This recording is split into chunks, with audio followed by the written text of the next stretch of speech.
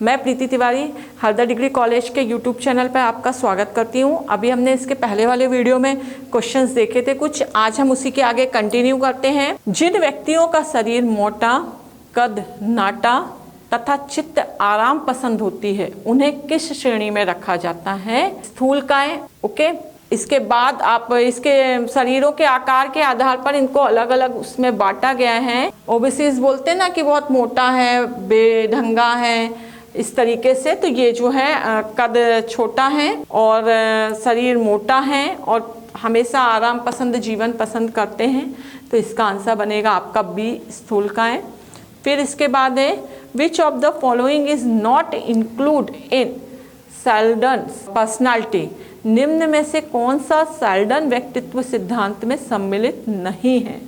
तो ये जो नाम दिए हैं, ए भी है गोलाकार, स्फेरिकल भी है, रेक्टेंगुलर भी है, ये जो चोंगाकार बोला है ना, ओब्लोंग, ये नहीं है, और ये वाला भी है। तो आपका आंसर कौन सा नहीं है?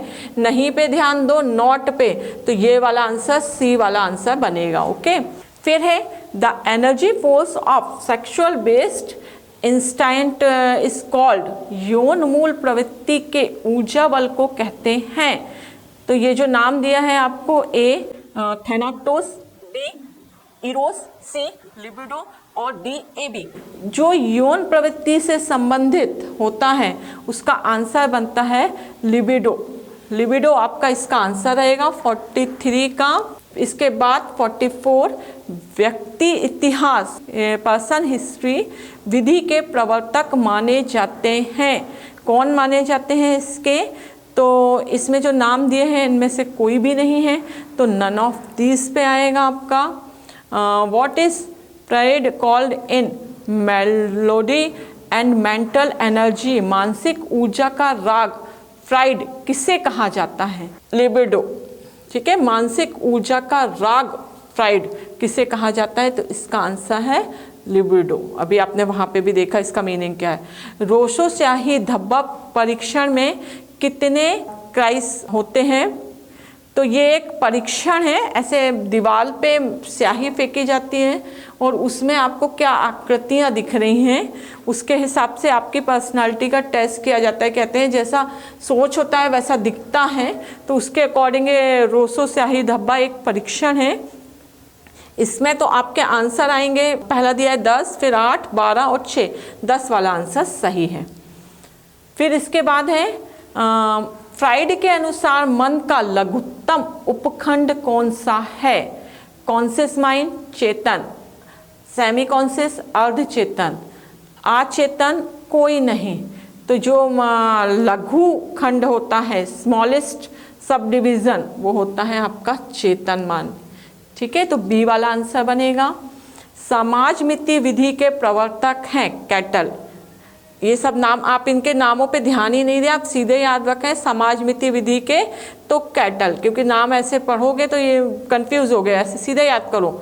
How many types of meditation. Meditation के कितने प्रकार होते हैं? वैसे तो मेडिटेशन के 8-9 अलग अलग लोगों ने अलग अलग तरीके से प्रकार बताए हैं, लेकिन यहाँ पे क्योंकि हमारे पास ऑप्शन 1, 3, 4 और 2 हैं, तो इसका ऑप्शन 2 बनेगा, क्योंकि 2 को फिर सब पार्ट्स में डिस्ट्रीब्यूट किया गया है। तो हम यहाँ पर इसका टिक लगाएंगे 2। अगर आपको 8 और 9 दिए होते तो फिर उनमें से अपन देखते हैं। ठीक है, फिर इसके बाद है in which countries was the first international yoga day celebrate. प्रथम अंतर्राष्ट्रीय योग दिवस विश्व में कितने देशों ने मनाया था? इसका आंसर है 58। What should be time difference between two Yeats. दो खानों के बीच में, दो खाना खाने के समय के बीच में कितना अंतराल होना चाहिए? मतलब आप एक बार खाना खाते हो जिसको हम डिनर, लंच, ब्रेकफास्ट बोलते हैं, तो उनके बीच का अंतर कितना होना चाहिए? तो 6 आवर्स होना चाहिए। इसके बाद the country is birth place of yoga. योग का जन्मदाता देश कौन है? सबको मालूम है योग कहाँ से शुरू हुआ है, भारत से शुरू हुआ है ना। बाकी सब देशों ने उसको बाद में अपनाया और भारत धीरे धीरे भूलता जा रहा था।